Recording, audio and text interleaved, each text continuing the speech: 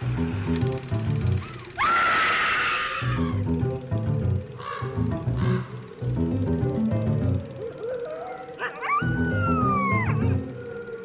and welcome to Scream Scene, the horror movie podcast where we watch every horror movie ever made in chronological order, and then we rank them from best to worst. My name's Sarah. And I'm Ben. Thank you for joining us today on this very spooky last week of May.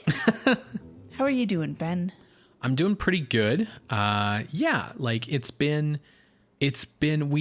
had a lot of weekend recently with a lot of emotional roller coaster ups and downs. But I think I'm doing really good. How about yourself? I am also doing all right. My hair is a little frazzled from that roller coaster ride, but doing all right. Plus, we know what has been selected by our patrons for this month's bonus episode. It is Scooby-Doo on Zombie Island. Oh boy, guys. Oh boy. So excited. This is like the best one. No. Of the string of 90s Scooby-Doo movies, this is the best one. Okay. Maybe. Maybe. Are you not a Scooby-Doo 90s movie connoisseur like I am? The 90s like direct to video, or like maybe they were direct to Cartoon Network, like movies for Scooby-Doo are not my favorite representation of the brand, but we'll get into it. We'll get into it, so stay tuned for that. Coming later this week. It comes out the last Saturday of the month. Ben, what are we watching this week? This week, Sarah, we are watching My World Dies Screaming, aka Terror in the Haunted House. One of these titles is not like the other. Right. From 1958, although you might also see it said to be from 1961. I will address that later. And this film is directed by Harold Daniels. Cool. I am pretty interested in this movie. Well, at least one of those titles. I am hoping it turns out to be good, but the contemporary reviews are not promising. Well, we'll see. Exactly. So this film comes to us from Howco International Pictures, the production company used by Joy Newton Houck, Ron Ormond, and J. Francis White to produce low-budget pictures for their various theater chains. So Houck, Ormond, White, Howco. Oh, when you're just hearing it, it took me a minute. Sure. I'm sure if I saw it written, it would not have taken me as long as it did. We've already seen at least one Howco film for the podcast. Okay. It was Mesa of Lost Women. Oh, no. And other pictures they've released include Ed Wood's Jailbait. Oh, no. Roger Corman's Carnival Rock. The sci-fi film The Brain from Planet Arouse. Excuse me. It's to be fair, it might be pronounced Arouse in the movie, but it is spelled Arous. And then they've also released the weird Western Teenage Monster. I'm speechless after that Arouse title. My God. My God. So in November of 1957, writer Robert S. Dennis sold the story to My World Dies Screaming to producer William S. Edwards. Dennis was primarily a television writer, while Edwards, I wish I could have found more information about him, because what I found said that like Dennis had sold the rights to him, and then Edwards had contracted the developers of this film process called the pre-con process to make the film in the pre-con process. But the script for the movie like had existed before the idea of doing this. And then Edwards, for, marketing purposes, renamed the pre-con process psychorama. Yes. Which is a gimmick production technique whereby single frame images are inserted into a movie to try and evoke a subliminal response. The reason why I wish I could find out more about Edwards is while the stuff I read said that he contracted out for this process to use it for this movie. Only 2 films would ever be made in psychorama, this and a crime drama called A Date with Death, which was also produced by Edwards, released by Howco, and had the same director and star as this movie. The thing is, Edwards only produced these 2 movies.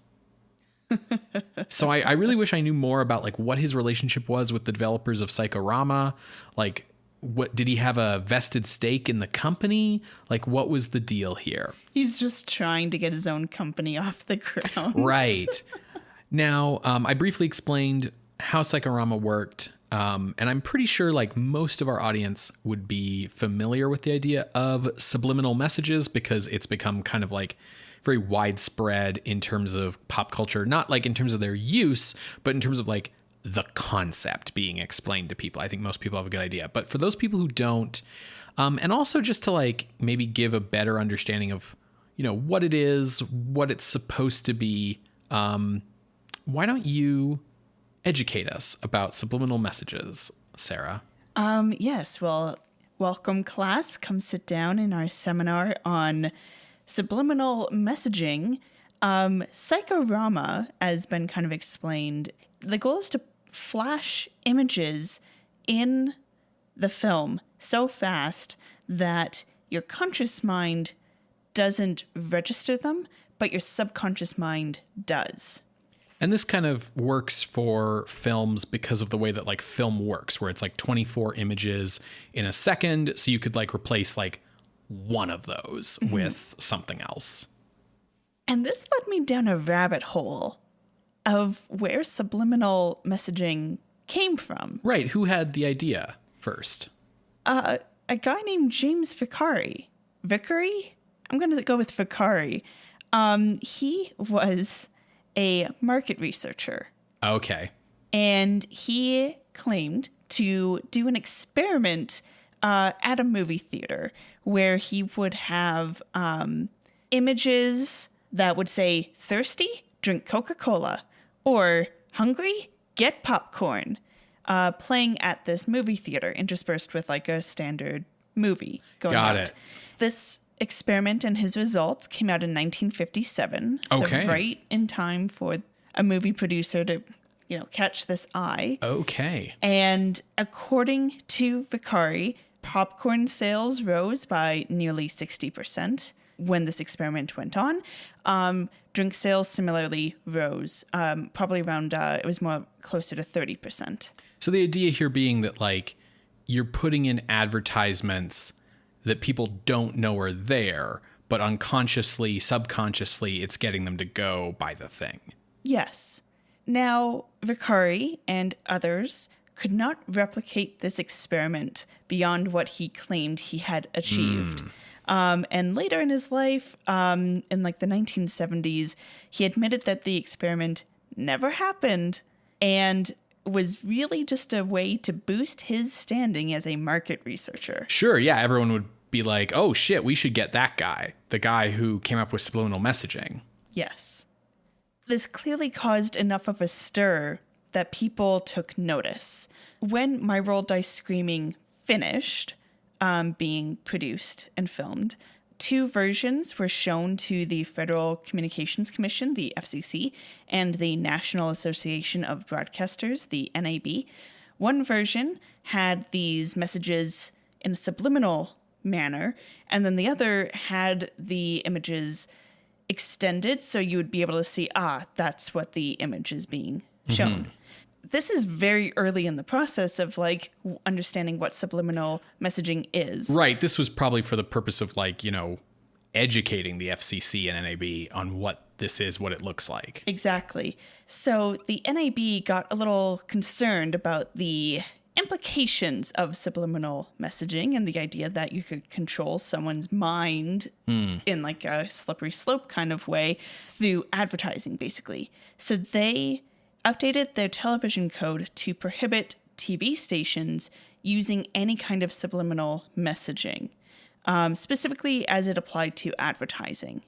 ABC, CBS, and NBC followed suit, but there's actually no government mandate in the States about not allowing subliminal messaging at all. Right. Yeah. Like the NAB is sort of like the Motion Picture Association for movies. Like they have a voluntary, censorship code the same way the production code was. So yeah, it's just voluntary. Yeah. They were like, oh shit, this could go bad. Let's just get ahead of this. Mm-hmm. Now, in 1962, the United Kingdom government would ban subliminal messaging because of a concern on the effect that this would have on children's minds specifically. Sure. Someone please think of the children. Exactly. The British would. And it's interesting that we see this response to subliminal messaging when the research on it is very, very early. And the 70s saw an increased fear of subliminal messaging. Particularly, you think of, I think it's Stairway to Heaven. If there's a bustle in your hedgerow, don't be alone there. It's just a sprinkly for the May Queen.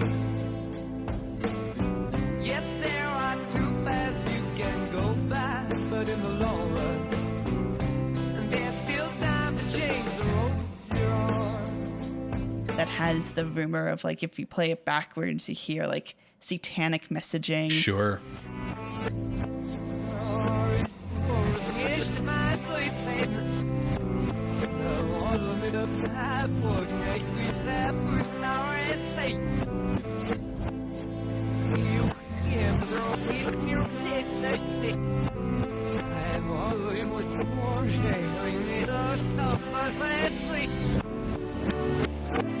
And then, of course, it's also used in The Exorcist in 1973. So, it's becoming something to be scared of. All of the research that's going on at this time and into the 80s is this real? And to what extent is it real? In the sense of to identify if subliminal messaging is actually perceived. And if so, how? There's a study in, I think it's 1983, that is investigating the exposure effect. So literally, does A lead to B, or is it just happenstance that someone gets thirsty? Even now, by and large, the science is still pretty, shrug. In 2002, there was a study that put in subliminal messaging of you're thirsty in an episode of The Simpsons to a test group and a control group. 27% of the test group reported being thirsty after that episode. And that, among other studies, show that there is some kind of causation going on. Mm-hmm. A 2006 study identified that it's kind of goal-oriented. So it's not I see this and I'm yes, I'm going to go and drink Coca-Cola specifically. But it's more, if I am thirsty, I'm going to choose a Coca-Cola. Which, to be honest, is true of all advertising. It's very, very uncommon that advertising is going to make you go oh, I want product X. What it's going to do is the next time you need a product in that purpose, you'll think of the one you saw advertising for because you need to buy something. And you're oh, yeah, that's the one I've heard of. Yeah, or at least in the case of the marketing that I do for work, it's very much they'll think of our solutions when they were going to go purchase. Yes, exactly. Right. Exactly. Yeah, you can't make people do anything they weren't already going to do. Yeah. In 2016, a study identified that this kind of causation lasts for at most 25 minutes. After that, your ship has sailed. In the sense of yes, I will purposefully drink this particular brand of drink when I am thirsty. Right. So it's no one's going to be controlling your minds. There are studies showing that there is something there. And I think what's interesting is yes, you don't register whatever is being shown on screen, but people often report feeling it. Yeah, and that's the idea, right? The idea behind it is that you'll feel the thing. Honestly, the closest thing I can think of to subliminal messaging that's real is sub-bass frequencies, where you can play frequencies that human ears can't hear, but you can make people feel scared or disturbed with these like sub-bass frequencies that they don't actually hear. Yeah. So it seems like a lot of research going on right now is trying to determine how our monkey brains process this subliminal messaging, and like how is it that like we don't perceive it but we feel it. Now, my understanding is in this film, My World Dies Screaming, the images that they use are to inspire a feeling, Yes, and an emotion. So they will show an image of a skull to invoke terror, a snake to invoke hate, a pair of hearts to invoke love, and then the word blood to invoke fear. And they would also use the same kind of iconography in 1959's A Date with Death. But yeah, other than that, like the only other times that it seems subliminal messaging was explicitly used in like film would be 1973's The Exorcist, and then quite blatantly 1999's Fight Club. So the thing about subliminal messaging is every example that you can think of, you the listener, is not subliminal messaging. It's supraliminal messaging. Because if you notice it, it's not subliminal. Exactly. Yeah. So like people think of The Exorcist, but like those little flashes of the demon face, you see those. Yeah. I think the soundtrack even stings when they come up. Yeah, and that's the thing about Fight Club as well, because Tyler Durden stitches in the images, I think it's pornography he puts in, but to convey that in the film as someone's watching it, they also include the soundtrack of the pornography film. Yes. And that, you know, all of these studies are pretty focused on visual rather than sound, but also the way that blip would come out through sound. You would not hear it as a moan. It would sound like static. Yeah, if you had it actually short enough. Exactly. That's what I'm saying. Yeah. Yeah. Like the subliminal stuff in Fight Club is not subliminal. You see it. It's blink and you miss it, but that's not the same thing. Same with the Exorcist stuff. You see it if you're watching the damn movie. If you're noticing stuff, it's not subliminal. It's hilarious that there was this fear of this like subliminal messaging, like, oh, they're going to mind control our kids through the music and stuff, which was all part of this like larger like generation gap fear of like, I don't understand my kids or the music they're listening to. And that kind of fed then into like the Satanic Panic and like, oh, is D&D teaching our kids how to do witchcraft and stuff? And even in like the 50s and 60s with like the enforcement of the Comics Code Authority and like what are comics doing to our kids? Yeah. Like very much a fear of like protect the children, as you said. And I think, you know, the thing about all these things is if you just look at them, you'll find out that it's not there, right? Like read me a D&D book and try to summon a demon. I'll wait. You know what I mean? Or with subliminal messaging, or you mentioned like backmasking, which is sort of the audio version of like you put in a backwards message and supposedly that'll like fucking mind control you if you hear it. And it's like, I can't understand backwards speech when I know it's there, much less. And also the difficulty of like recording lyrics that would read as like, you know, the lyrics to Stairway to Heaven frontwards, but like summoning the devil backwards, like that's ridiculously impossible to do. A lot of these things come from, you know, when people say like, oh, I heard a hidden message in this, that, or the other thing. It's because they saw the rumor on the internet first, listened to the thing, and it's like, oh yeah, I can hear that because you've already been told that it's there. When you look at music that actually has backwards messaging in it, for one thing, you can tell it's there when you listen to it frontwards. Like Pink Floyd does this a bunch, and you'll hear someone being like, and then like you'll play it backwards and it'll always be some silly bullshit like, congratulations, you found the secret message. Because like the stuff where they think it's satanic is just when you play stuff backwards, it sounds weird. It's like, and it's like, yeah, that's just because sound weird when you play them backwards. It's not intentional. Yeah. The thing is like I can see why subliminal messaging would seem like a slam dunk for an advertiser, because it's like you need to have ads, but nobody wants to watch ads. And so it's like, well, what if we could just put them in without people noticing? Of course, this is coming early enough that like they're actually trying to really do actual subliminal messaging here. They think that it works. Because as I said, every instance you've ever heard about is not subliminal. It's right there.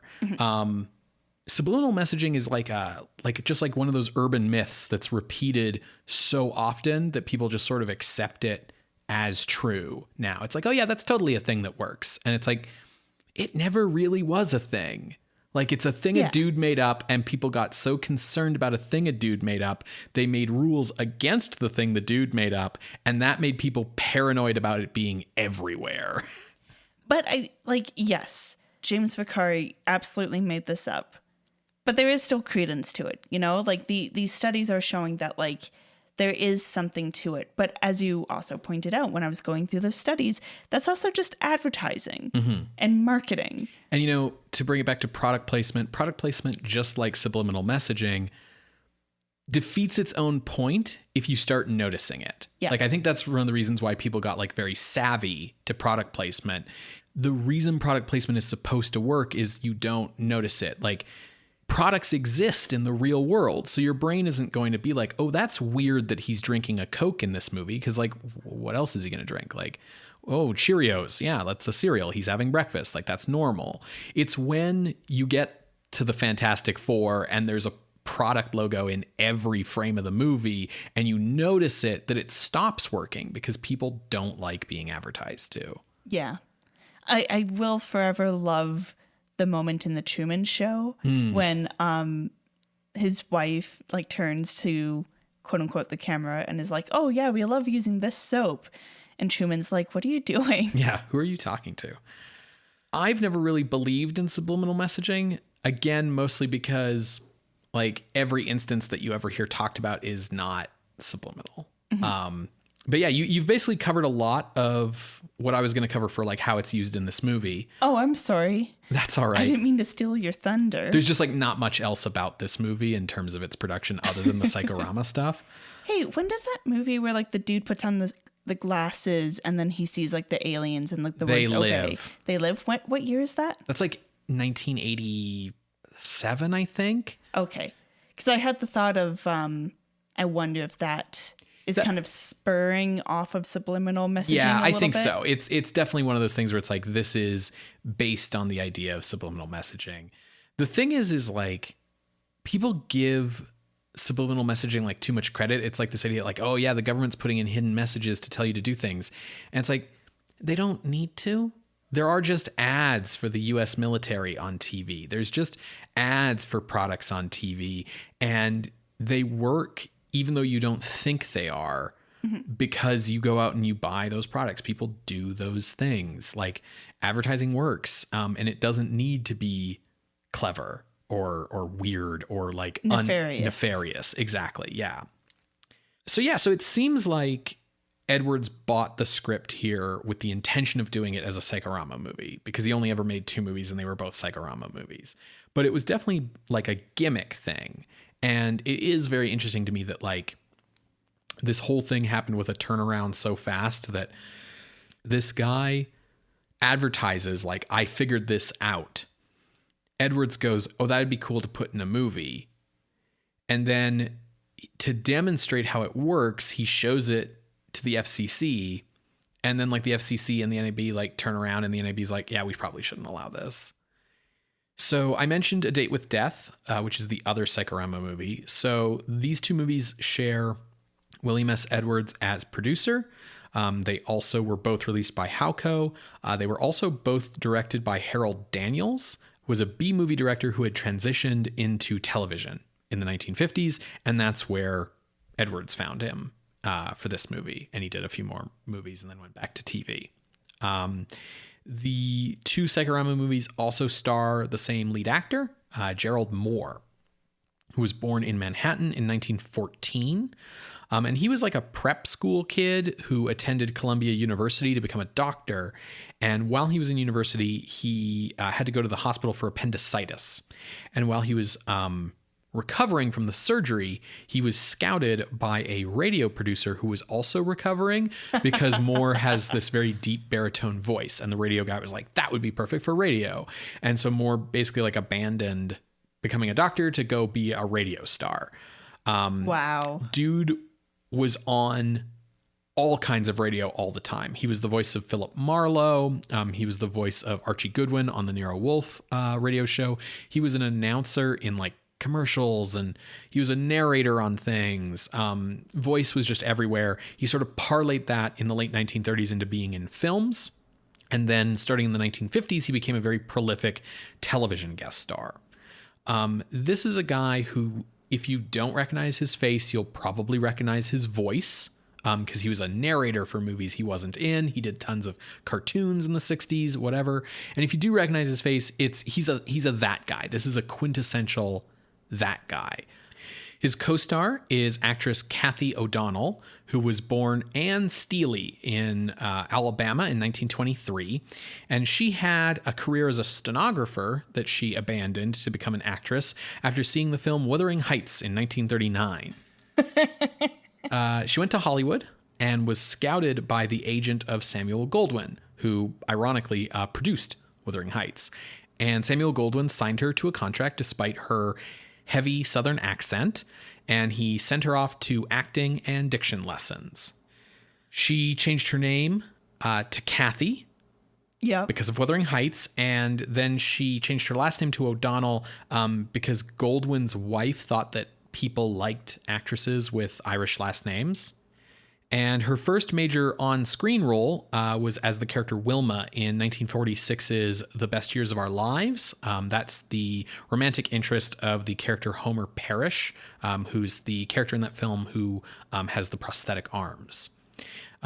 She also appeared in The Amazing Mr. X in 1948. And other notable film appearances of hers include They Live by Night in 1948 and Ben-Hur in 1959, where she plays Ben-Hur's sister. In the 1960s, she transitioned to television, and unfortunately, she died in 1970 of a cerebral hemorrhage brought on by cancer. Oh, dear. So yeah, you mentioned the screening of My World Dies Screaming to the FCC and the NAB, and you mentioned that there were two versions of the film created for that screening, one with the subliminal messages and one with like exaggerated supraliminal messages that your naked eye could see. So you talked about what the subliminal messages in the film were. This whole use of psychorama as a gimmick achieved its goal in terms of like getting the film marketing attention. You know, it got them this meeting with these two like advisory boards. Life magazine did a story on the movie. Well, Life magazine did a story on subliminal messaging that talked about the movie. Mm-hmm. Same with the Motion Picture Herald, which had a fun little bit in its article talking about the idea that like the dream of like an exhibitor would be a movie that has like alternating frames between A picture and B picture. So your conscious mind is watching A picture, your subconscious mind is watching B picture, and the theater owner can charge you a ticket for two movies and then still show them in the time slot of one movie so that he can make more money. That was a joke. That was a joke in the Motion Picture Herald article. Like, I see what you're doing here. Like, this is the final goal. It was a joke. Yeah. In the original version of My World Dies Screaming, there was a prologue featuring actor Gerald Mohr explaining what psychorama is, and then an epilogue after the movie demonstrating how it worked.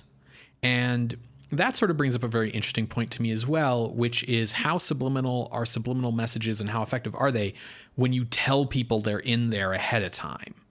Yeah, so there's another study about this. You know those images where, like, if you squint, it's like, oh, that's an old woman. And then if you don't squint, it's like a rabbit. Right, optical illusions. That's the word. So in this study, they took two separate groups. One, they said, okay, this image shows a clown with a seal. And then this other group was told that it's a ball with like a fancy lady and a dude with a sword. And when they went to go look at this image, they saw exactly what they were told, was going to be there. And they were told, like, you know, this is what it is, but just like let your mind absorb it. Just like perceive, don't look. Right. And they saw what they were told was going to be there. So you're absolutely right that someone watching this movie, regardless of whether it's subliminal or the supraliminal version, is going to be like, there it is. There's the snake. Oh, there's blood. Right. It's worth pointing out, I find that optical illusion experiment very interesting because, yeah, like you don't see things. Let me back up. Like, if you're looking, like I'm looking at you right now. Yes. I'm not actually seeing you. What I'm seeing are light rays that are bouncing off you and hitting like cones and rods in my eye, right? Okay. So the thing is like your brain does the job of interpreting what does this pattern of light represent, this pattern of reflected light. Yes. Right. And so it's like when you are given that interpretation ahead of time, your brain is like primed. And so it's like, cool, that's what I'm seeing then, because the brain knows that's what I'm supposed to be seeing. It's giving a little crutch, and your brain likes to do as little work as possible, which is why human brains are really, really good at identifying patterns, because identifying patterns is how you do a lot of thinking without a lot of work. And it's the same thing I said about like the backmasking, where if you are told like, hey, it's going to say Satan loves you or whatever, you're going to hear that. Oh, good. I thought it was only Jesus who loved me. Good. Yeah, that's why there's a lot of work going on about how our brains process these messages, these subliminal messages, because, yeah, our brains are dumb. So My World Dies Screaming was released in November 1958 on a double bill with the like crime exploitation picture Lost, Lonely, and Vicious. Two great titles. Yeah. So you mentioned like the NAB updating the television code to prohibit subliminal messages. You also mentioned that they got banned in the UK. That ended up like backfiring on My World Dies Screaming. Yeah, I was curious, like, would they show the supraliminal one on TV? Yeah, okay. so they couldn't sell the movie to TV. And back in the day, like if you were making one of these cheapo drive-through B movies, like your substantial afterlife for these was selling it to TV where it would get shown at, midnight by, on Monster Chiller Horror Theater, right? And so they showed the supraliminal version on TV. They also got rid of the prologue and epilogue of the movie because those wouldn't make sense anymore. And at this time, the title was changed to the more tame, I guess, television-friendly Terror in the Haunted House. Okay. Which is a super lame title compared to My World Dies Screaming. So you mentioned that this also came out in 1961? Yeah, so when they created the supraliminal version and did the retitling and sold it to TV, they also re-released it to theaters. Okay. So that's why you'll sometimes see it as like Terror in the Haunted House 1961, because that's when it got like a second release under this title. Now, this version is the only version, to the best of my knowledge, that survives, because they made the cuts, they made the edits, sold it to TV. That's how the movie is now. So that's the version that actually has been used for the film's release on like VHS and DVD. The last of which was in 2003. This movie has not had a home video release in a minute. But yeah, so if like there's an opportunity for like the original restored My World Dies Screaming version to have been released, that hasn't happened yet. We got like a cheap DVD in 2003 of Terror in the Haunted House, and there has not been like an official release of this movie since then. It's definitely public domain. I will note this movie is a favorite of a band that likes to do backmasking in their music. Sure. This is a favorite of the band Evanescence, who have frequently used samples from it in their music. They have, yes. So yeah, we'll watch the movie and see if we can pick out the Evanescence samples. How are we watching this? We're watching it on YouTube, and there's also copies on the Internet Archive. Okay. Well, folks, if you would like to watch along, you can find our YouTube playlist on our website at screamscenepodcast.com. You're going to hear a brief musical interlude, and when we come back, we will discuss My World Dies Screaming / Terror in the Haunted House from 1958, directed by Gerald Daniels. See you on the other side, everybody.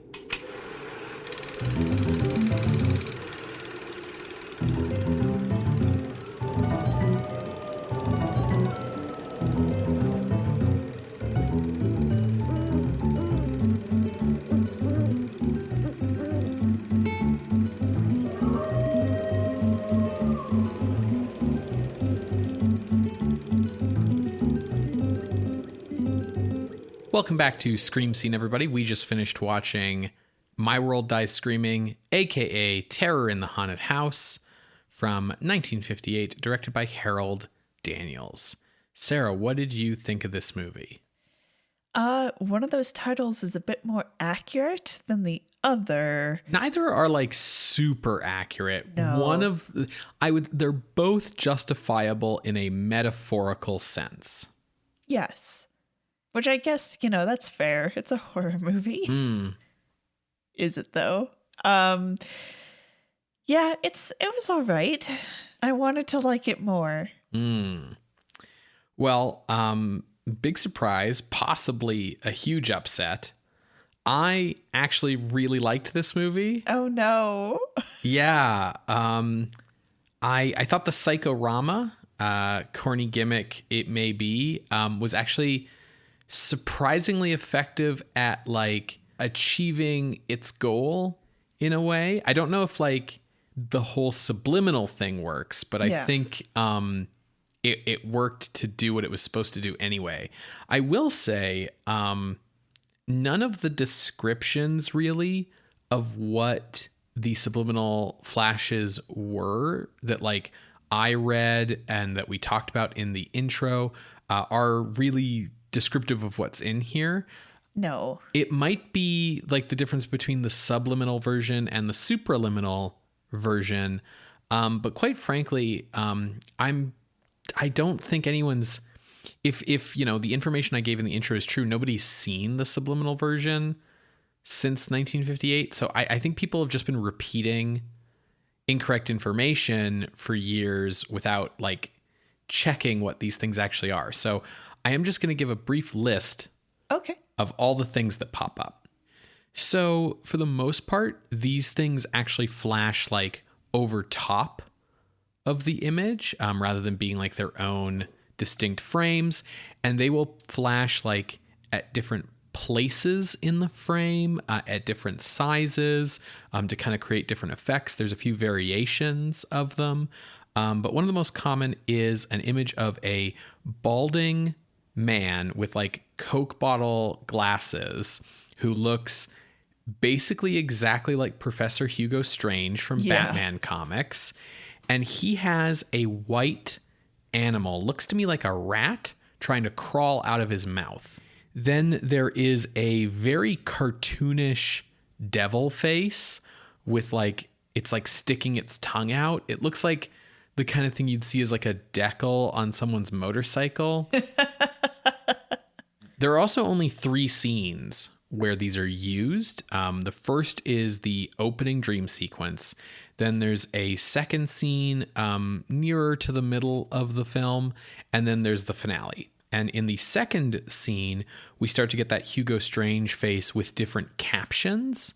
And those captions are "Get ready to scream," which repeats a few times. "Scream."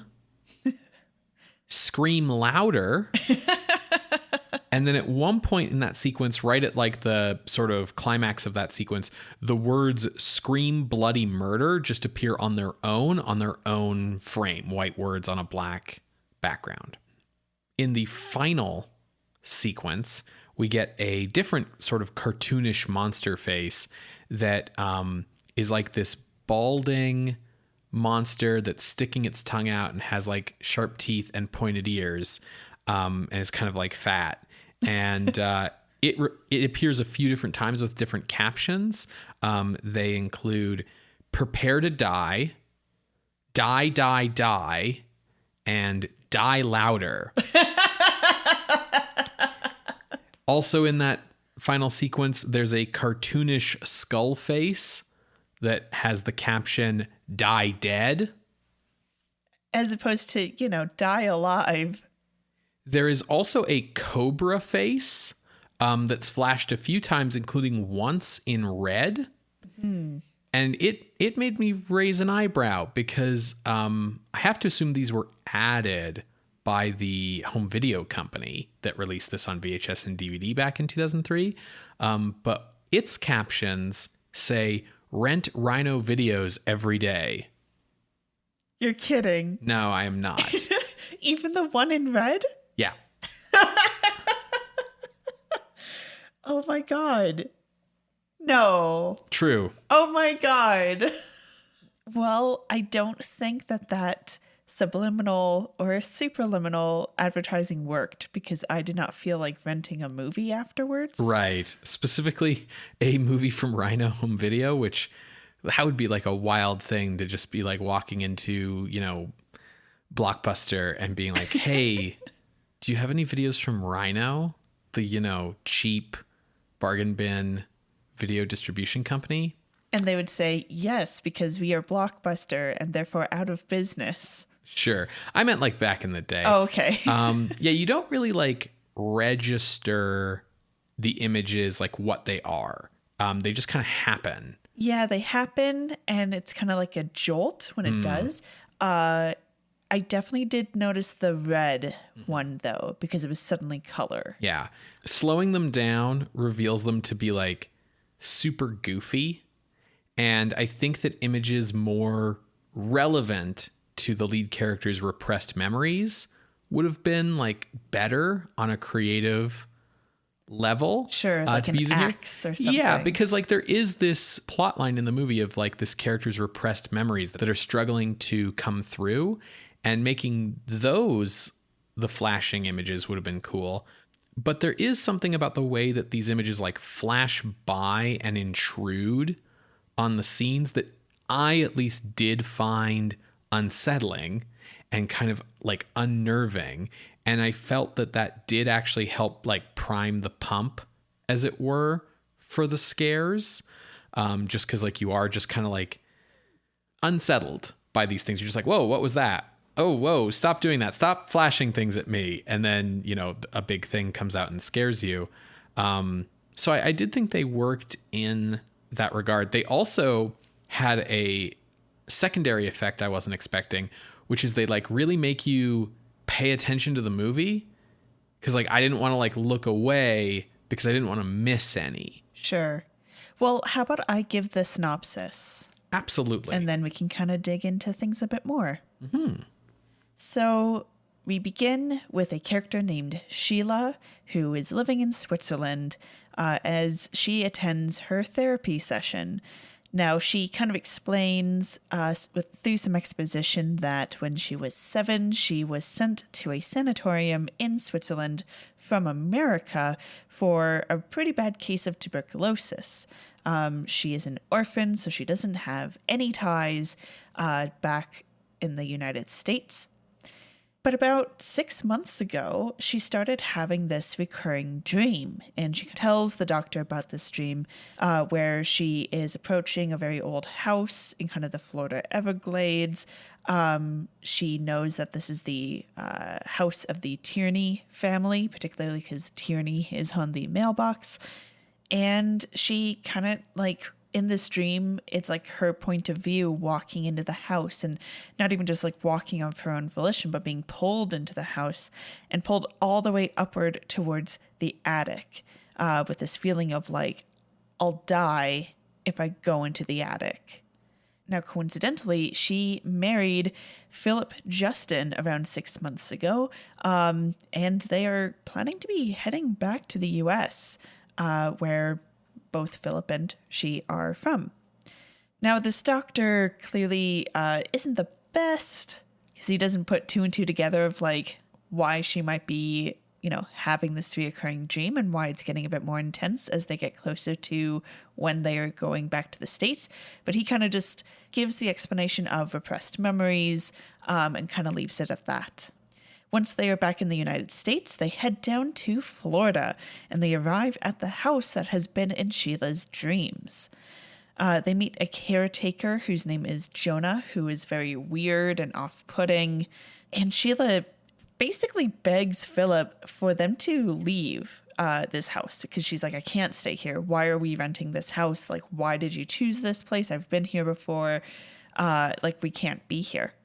To be fair, if you took me somewhere that I had only ever seen in a dream and it was like exactly the place, I would also flip the fuck out. Yeah, totally. Yeah. And I would be like, well, don't you want to explore? And you'd be like, no. And I'd be like, cool. Let's go find a hotel down the street. Yeah. Philip, he's like, okay, well, fine. I thought maybe this would help with your dream, but okay, cool. We'll leave. Except the car seems to be disabled. Purposefully, like the distributor cap. I was going to call it the detonator, and I don't think that's the right word. That's definitely not. So don't want that in your car. So that's been removed from the car, so they literally can't leave, and it's implied that Jonah is the one who took the distributor cap. As Sheila stays in the house, she learns a bit more about the Tierneys from Jonah, and he explains that the Tierneys were all mad, the mad Tierneys. They all kind of left the house in different ways, probably around 17 years ago, after there was a pretty bad murder here. Now, in the film, people leave and appear in rooms at the drop of a hat, including Philip kind of skulking around and Jonah just showing up in scenes. Yeah, and we kind of learn exposition in fits and starts at different points. Yes. Now, Sheila is pretty freaked out by the house, but also Jonah particularly. So she goes looking for Phil's gun in his luggage, and she finds that engine part, the distributor cap, in his luggage. And she's like, well, why would Philip do this? Why would he lie to me? Then a man named Mark Snell comes to the house. He explains that he owns the house and he hasn't rented it to anyone. And then as soon as he meets Philip, he recognizes him. And let's slip that actually Philip, his real last name is Tierney, not Justin. It has a very the scene where the two of them meet has a very Vader and Obi-Wan in A New Hope kind of feel, where it's Philip, yes, Mark, I'm back. And fucking Sheila's just standing there being like, what is going on? Yes. And it's from here that Sheila starts to put two and two together that, yes, she's been here before. She and Philip actually knew each other from before when they were kids.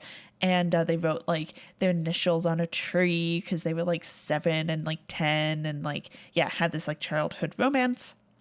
And Philip again explains yes, I'm hoping that this will cure your nightmares because, facing your fears and stuff. So please, let's go into the attic and your repressed memories will come through and you'll be able to move past it. And Sheila's like, no, I will literally die if I go up there. Some more exposition that we get is about that murder that happened here at the Tierneys. Jonah tells Sheila that Philip's grandfather was mad and knew that madness ran in their family and had been watching for it in his two sons, one of which would have been Philip's father. And because of the madness in the line, the grandfather killed the two sons and then himself. Philip was, young, but he was away for school, and so he was saved from that. Mark confirms this story and convinces Sheila that Philip is actually trying to drive her mad and kill her because of the madness that's in the Tierney line. In the midst of all of this, Jonah, who again has been skulking around, gets pushed off the top railing in the house and he dies. His neck breaks. After some back and forth and narrative cul-de-sacs between Philip, Mark, and Sheila, Mark leaves the house to go get the police, and Philip and Sheila come back together. It's actually kind of a neat scene where Sheila has locked herself into the room, and Philip sneaks in through the fire escape, and Sheila has the gun pointed at him, but because of her love, she can't pull the trigger. And Philip's like, see, like, we truly love each other. We can stand against anything. Do you trust me? Cool. Let's go on up to the attic. Yeah, the middle of the movie is like largely defined by this kind of game of who is trustworthy, who's a good guy, Philip or Mark. Yeah, right? or Jonah. Or as well. sure, or Jonah, yeah. And it's like there are various scenes that give you the impression that like each one could be trying to help Sheila or trying to kill Sheila. Although I think they sort of pump the gas most strongly on the idea that like Mark is normal and Philip is mad. Mm-hmm. So finally, Philip gets Sheila up into the attic and her buried memories come flooding back. And they are focused on the night that the grandfather killed his two sons. She explains that, you know, I was like 7. I was like a neighbor. I would always get to play in and around the house. And I left my doll up in the attic one night. So I came creeping up to grab it. And then I saw Jonah, dun dun dun, bringing the two sons up into the attic, killing them with an axe, and then later killing the grandfather. Now, I think it's at this moment that it shared that Jonah is Mark's dad. Yes. And that basically it was because Jonah wanted the inheritance to go to his son, who was older than Philip, than to the two older Tierneys. Yeah, so the deal here was that Philip's aunt Lydia is Mark's mother. So he was related to the Tierneys, and she kind of was like the bad girl of the family who, like, you know, went and married the caretaker. No, shotgun wedding. Yeah, fair. Was forced to, but like bad girl of the family. And then it was like, oh, well, you know, that side will never inherit because they're just like the help or whatever. So yeah, it's this like big inheritance scheme. I will say, Jonah doesn't kill the grandfather. The grandfather happened to die of old age on the same day, and he just like put the bloody axe in the dead grandfather's hands. Mm-hmm. Suddenly Mark shows up in the attic, and Philip's like, so now we know the truth. Will you just give up all of this willingly, Mark, since you like own the house and everything? Like, it belongs to me.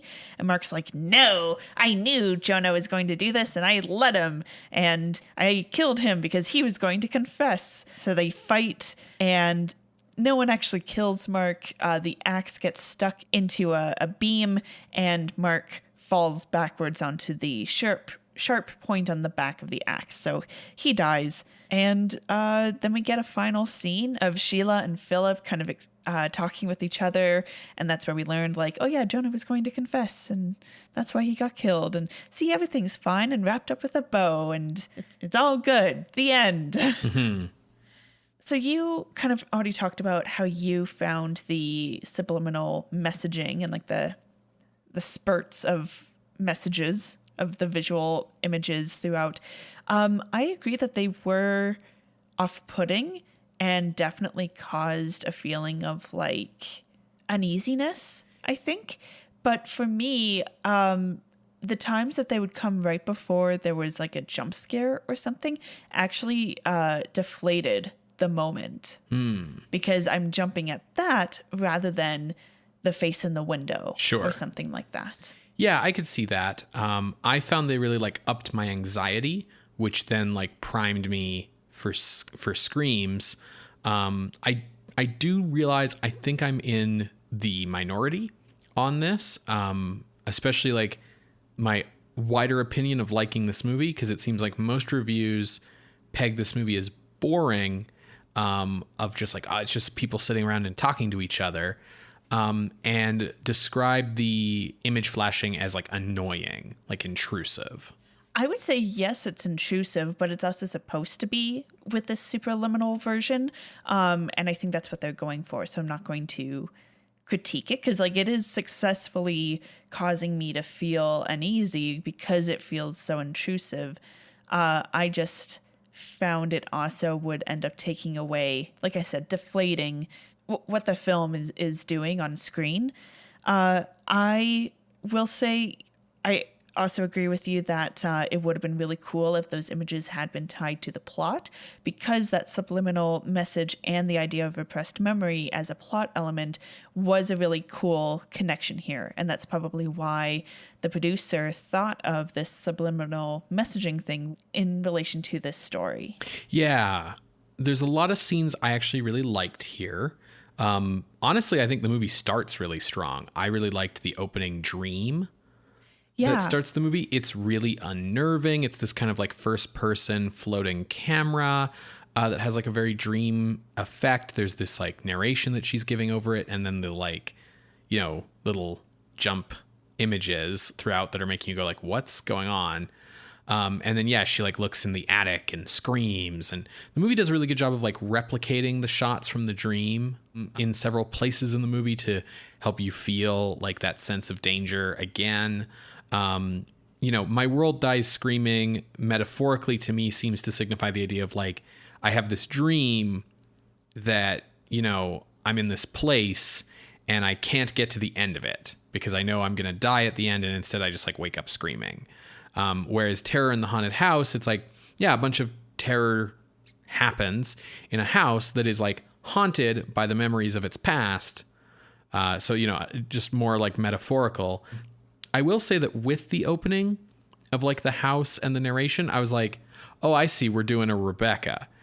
Yeah, very Rebecca, very Gaslight. Yeah, and so then we get to the husband and like him taking her back and like her having like questionable sanity, and you and I were both like, oh, this is just Gaslight. This is just Gaslight. Yeah, and the way that the film opens as well reminded me of those confessional style movies. Like it reminded me of when we watched I Walked with a Zombie, because it starts off with narration of like, I walked with a zombie. Funny to say that, blah, blah, blah. And, you know, we open with this narration of her kind of confessing, or rather sharing this like intimate story of her weird dream. But then, you know, as the movie goes on, it becomes sort of Gaslight plus the screaming skull. Yeah. And then it keeps going, and there's just enough, at least for me, there's just enough new, unique twists to keep it interesting where like I got invested in the mystery, despite the fact that I was really dismissive of this movie when it started. Like when we started watching it, I was like, ugh, despite myself, like trying to piece together the puzzle of like who's related to who and what really happened and what's going on actually got me really invested, because it got really weird and convoluted in a way that like, you know, Gaslight and Screaming Skull don't quite get like that convoluted. So I found this to be on the boring side because it just felt meandering and going in narrative cul-de-sacs. Particularly after Jonah dies and we're only left with 3 remaining characters in this entire cast, and it's just a question of like, one person needs to drive down to the police, but we can't have all of us going down, but we can't leave Sheila alone. Yeah, it turns into like one of those math problems. Yeah, and it was just like, do we not have phones? Like, what? Just leave. Like, I don't understand why. Like, I understand, but I understand why they're doing it. Yeah. But it was just like, so first, Philip goes, but he parks on the side of the road and like hoofs it back on foot and then hides the body for no reason. And then is like, oh, Mark, maybe Jonah was alive. Maybe you should go for the police. But wait, that's right. I disabled your car. I guess I will fix your car so you can drive away. He drives away, but not before Mark works out with Sheila that like, don't worry, I'll park by the barn and hoof it back here on foot. And it's just like, just confront each other. Like, what? We're just wasting minutes. Totally. There's no tension. It's just like, why are we doing this? Like, I don't care about Mark. I don't care about Philip. They're both guilty as far as I'm concerned because no one's fucking talking to each other. There's a thing about Gothic, because this film is absolutely trying to riff off of Gothic. There's a thing about when you're doing Gothic that works up to a point before it just like people just kind of throw up their hands and go, I guess. And this movie leans way too far into the convolutedness, not having enough of like a supernatural spookiness to it, and it doesn't have the aesthetic that I kind of want from Gothic as well. I mean, I think it had a really good opportunity to do Southern Gothic because we're in Florida, but they didn't do it enough. Like, Son of Dracula is more Southern Gothic than this movie. I really like so I see what you're saying. Yes. And I see where you're coming from. Definitely the game of like, who do we leave Sheila alone in the house with for this little stretch of time gets a bit old after a while. And Sheila, of course, has to be one of these female characters who is like too impressionable and too weak-willed to really do anything, so that she doesn't just be like, no, wait a minute, sit the fuck down and tell me what's going on. You don't get to leave this room until you explain this to me, right? Instead, people keep getting to like give her half answers and kind of string her along. And yeah, there's a lot of like weak justifications for things. It's also definitely one of those movies where once you know the answers to the mystery, there's some stuff that like retrospectively is like, why did you act that way? Why did you do that? Because they're trying to keep you on your toes, especially because they mostly want you to think that Philip's the bad guy. And there are moments where Philip seems like he's the good guy or more rational, and we have Mark sort of explaining like, yeah, that's because he's mad. So he does love you and he is trying to help you, but he can't help the fact that he's also trying to kill you. And so we're supposed to sort of explain away those inconsistencies that way. But it turns out that Philip was fine the whole time and Mark's the one who's insane. Yeah, it works, but it doesn't work as well as it could, because it definitely is one of those movies that doesn't like, all the bits don't really connect once you know it. It's one of those movies that's helped by the fact that it's from an era when you couldn't easily rewatch a movie. Yeah. And like when the movie started, I was really giving it the benefit of a doubt, because like it was really trying to do this Gothic thing with that dream sequence. When you first look up into the attic, there's like this drape blowing that almost looked like a woman being hanged in like a nightgown or something, or that it was like a spirit or ghost or something. So I was like, oh sweet. And then we get to the house and I'm like, oh interesting, and here's the weird caretaker, and like, okay, interesting, awesome. And then halfway through, Mark gets introduced and it's just like, okay. And it just kept doing narrative cul-de-sacs even once Mark arrived. And like after Mark arrives, Jonah dies. Like it didn't feel like it was ramping up enough. It was just kind of like, oh yeah, we'll throw this piece of spaghetti to the wall and then this piece of spaghetti. Right. You felt it was kind of spinning its wheels. Yes. I do want to say, I think the camera work and the score did a really good job in this movie of creating a disturbing mood.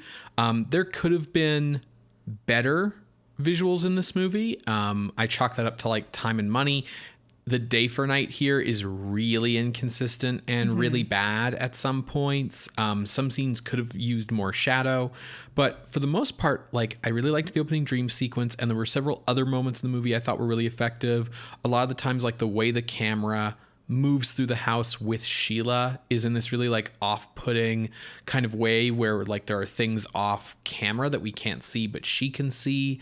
I really like the layout of the house for like a Gothic I would agree with that. Movie house. I think they do a really good job of like making sure you understand the geography of the house.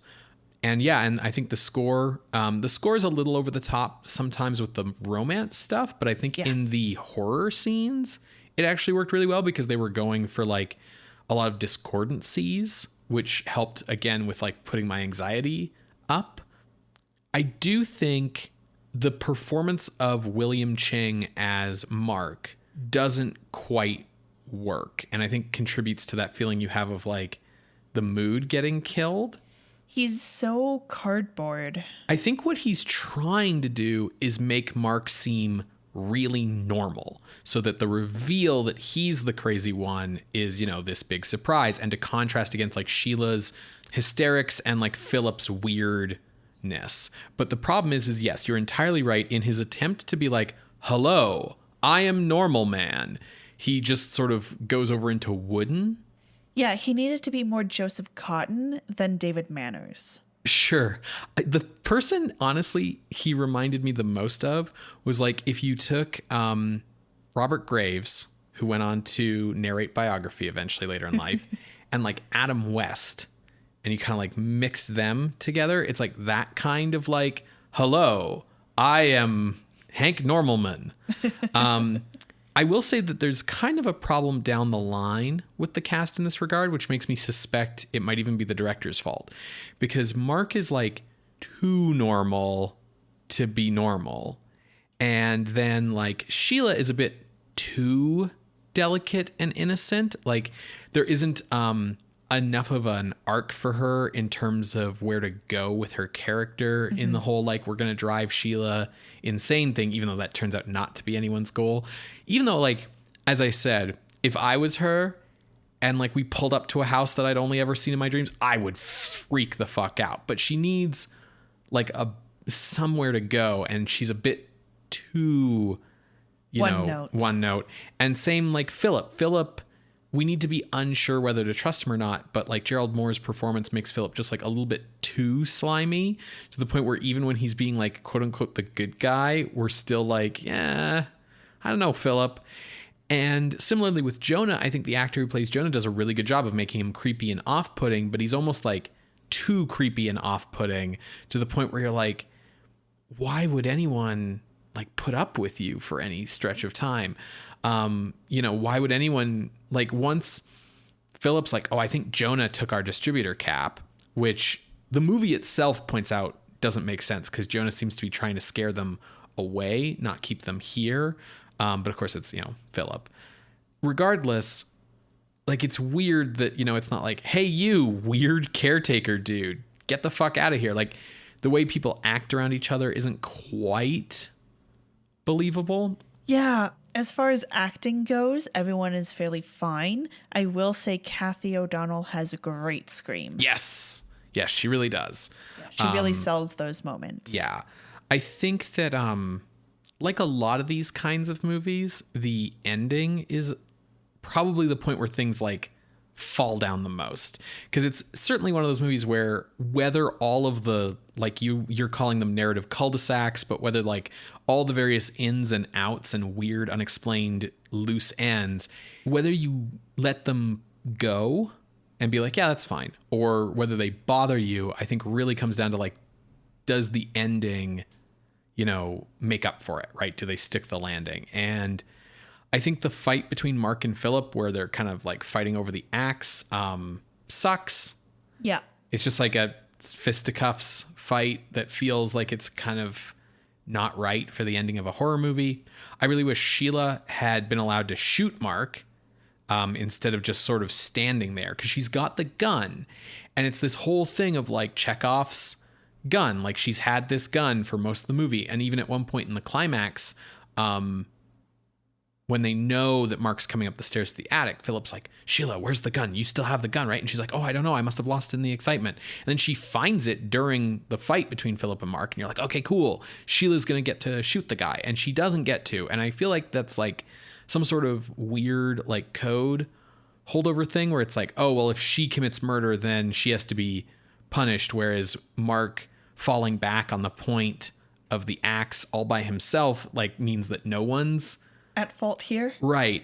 But if she had gotten to shoot him, it would have, meant that she had an actualized character arc of like resolving her trauma by like committing an actual... by shooting a gun. Right. By committing an action, right? By doing a thing.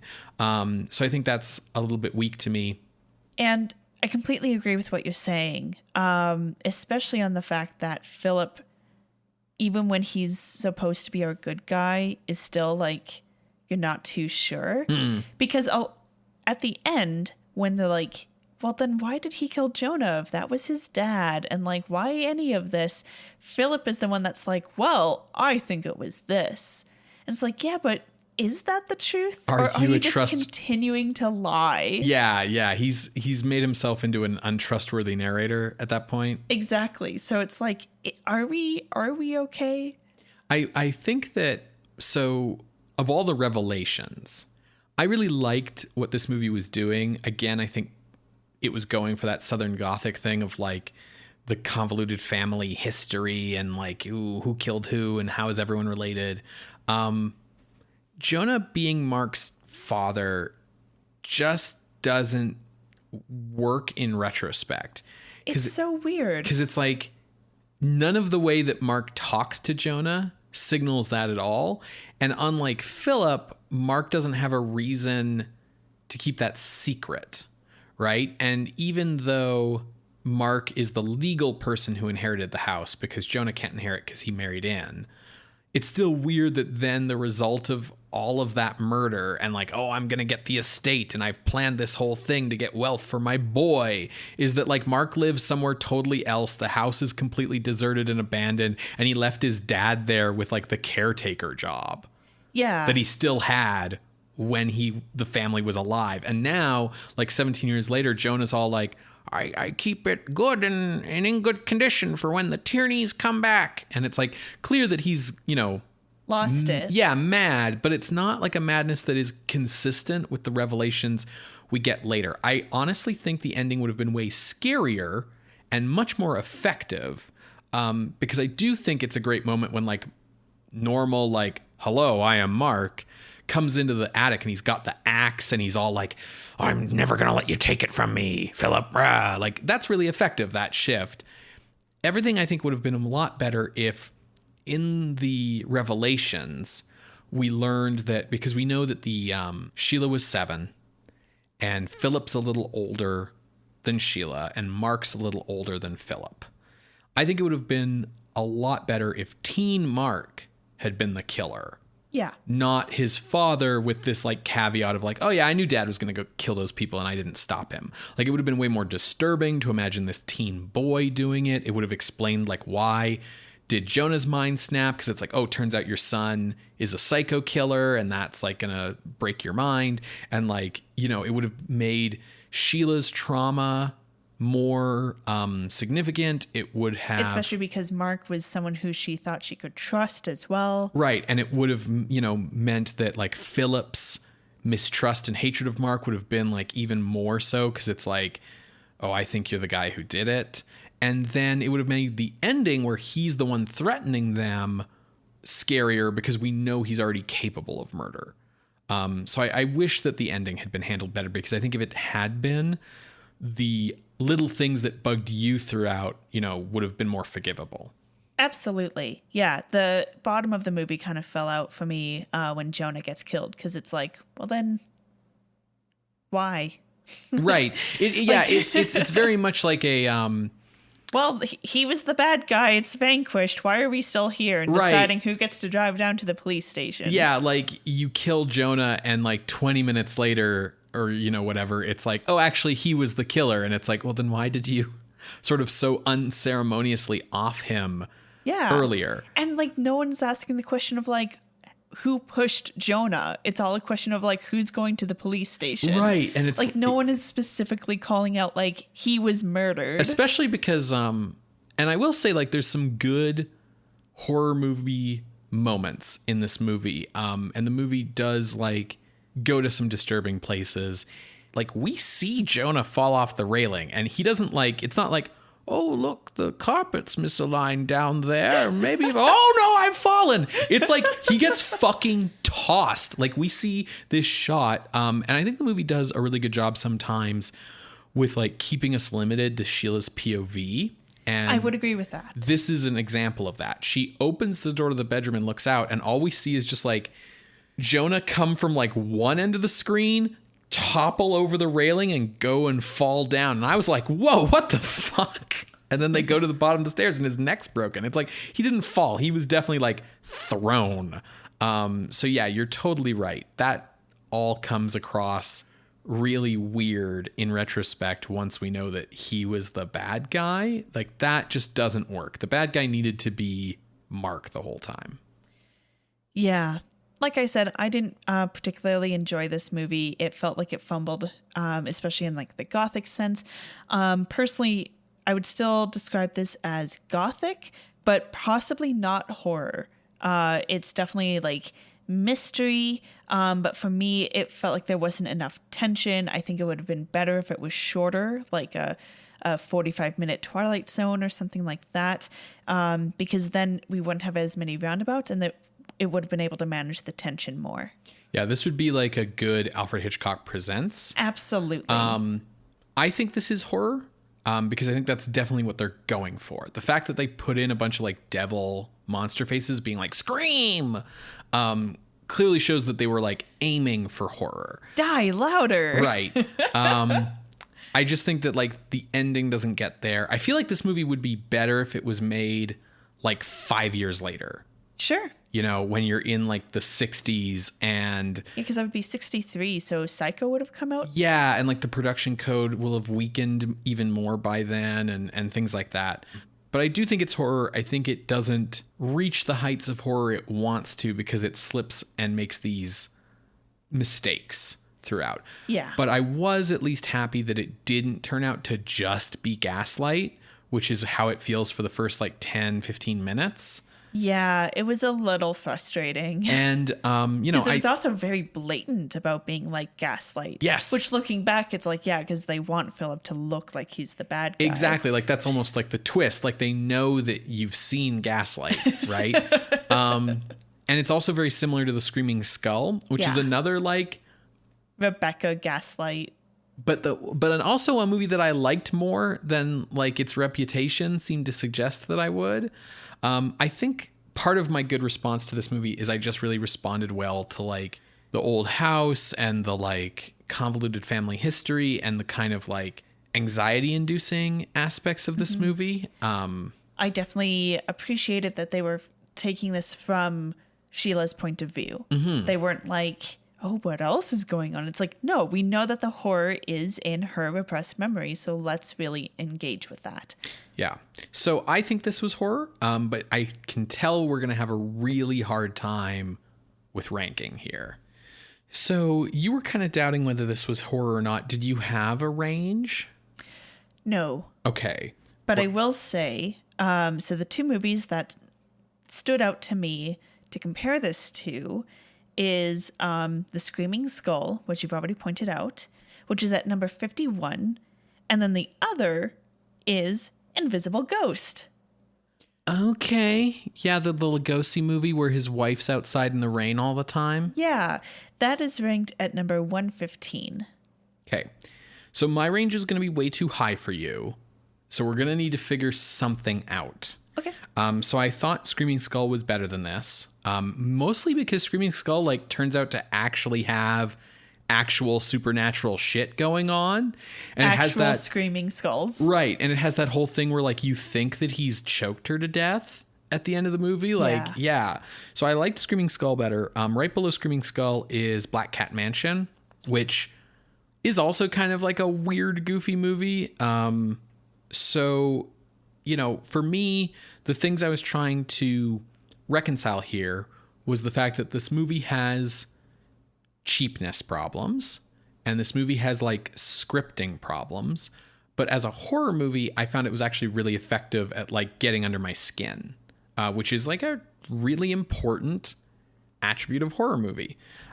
So my range ended up going from 52 down to 67, which is below Dementia but above The Abominable Snowman. That's clearly way too high with the fact that you didn't even think this movie should rank. But The Invisible Ghost is down at 115.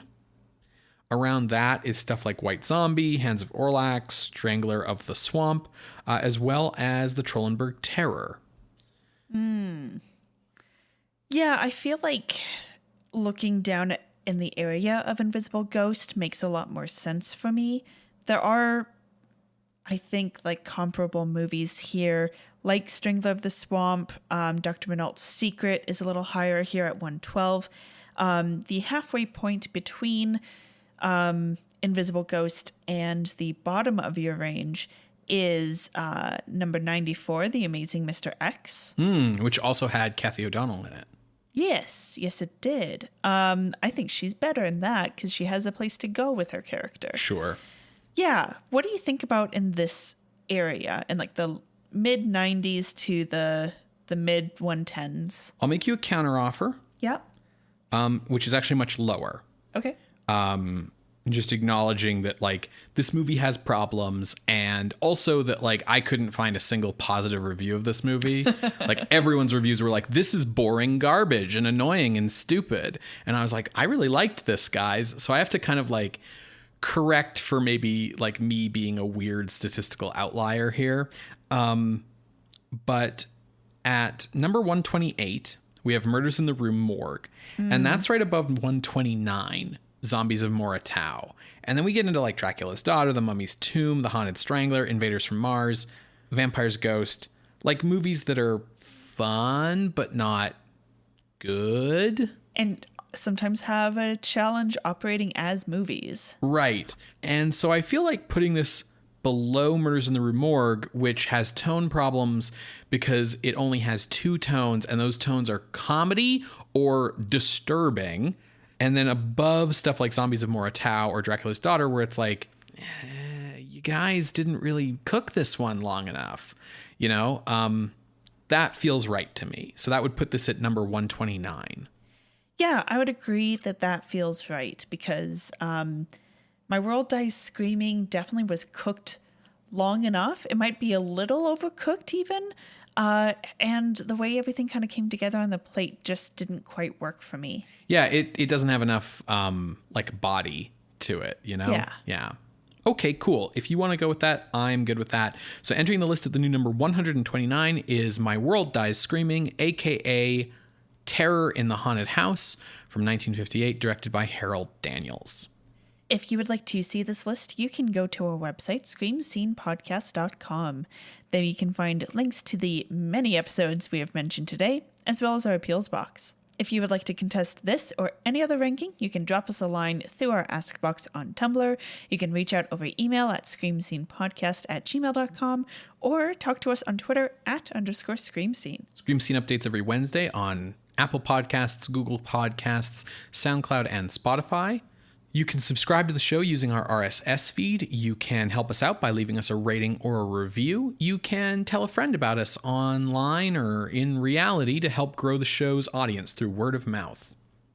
If you'd like to help us out financially, enabling us to, do our hosting fees and take the time out to do all of the work necessary to put this show together, we would really appreciate it if you headed on over to patreon.com/screamscenepodcast, where you can become a patron of the night for as little as $1 a month. Patrons at the $5 and $10 level get access to regular bonus content, and patrons of all levels get to vote in our monthly polls to determine our horror-adjacent bonus episode, as Sarah mentioned at the top of the show.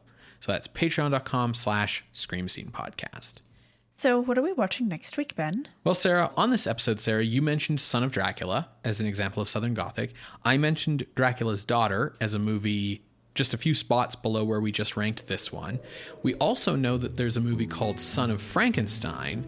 So we must, of course, complete our set with next week's movie, Frankenstein's Daughter. Okay. Is this a Hammer? No. Okay. This is I think AIP, but it's definitely some indie, outside the system kind of stuff. Okay. Cool. Well, we will see you then, creatures of the night. Bye. Bye.